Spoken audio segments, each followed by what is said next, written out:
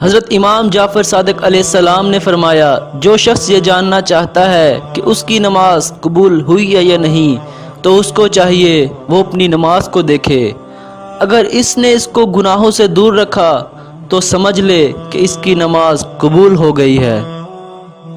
حضرت امام جعفر صادق علیہ السلام نے فرمایا، ایمان عمل کے بغیر نہیں، عمل یقین کے بغیر نہیں، اور یقین خشوع کے بغیر نہیں۔ حضرت امام جعفر صادق علیہ السلام نے فرمایا، انسان کے لیے سب سے زیادہ مفید بات یہ ہے کہ وہ دوسروں کے عیب دیکھنے سے پہلے خود کے عیب دیکھ لے۔ حضرت امام جعفر صادق علیہ السلام نے فرمایا، جو تمہاری عزت کرے تم اس کی عزت کرو، اور جو تمہیں کمتر سمجھتا ہے تم اس سے خود کو بچاؤ۔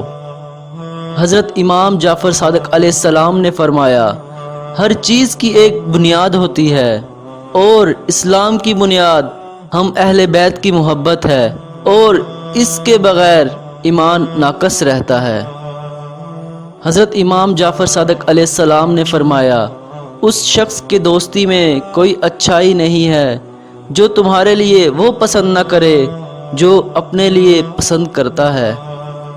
حضرت امام جعفر صادق علیہ السلام نے فرمایا، اللہ اچھے اخلاق والے کے گناہوں کو اس طرح پگھلا دیتا ہے جس طرح سورج برف کو پگھلا دیتی ہے، اور بدخلقی اعمال کو اس طرح بگاڑ دیتی ہے جیسے سرکہ شہد کو بگاڑ دیتا ہے۔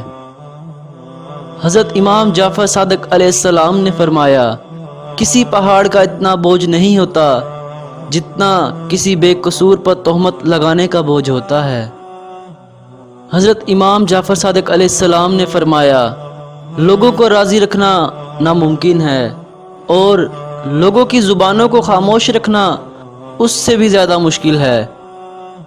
لوگوں کی زبانوں سے تو انبیاء تک محفوظ نہ تھے،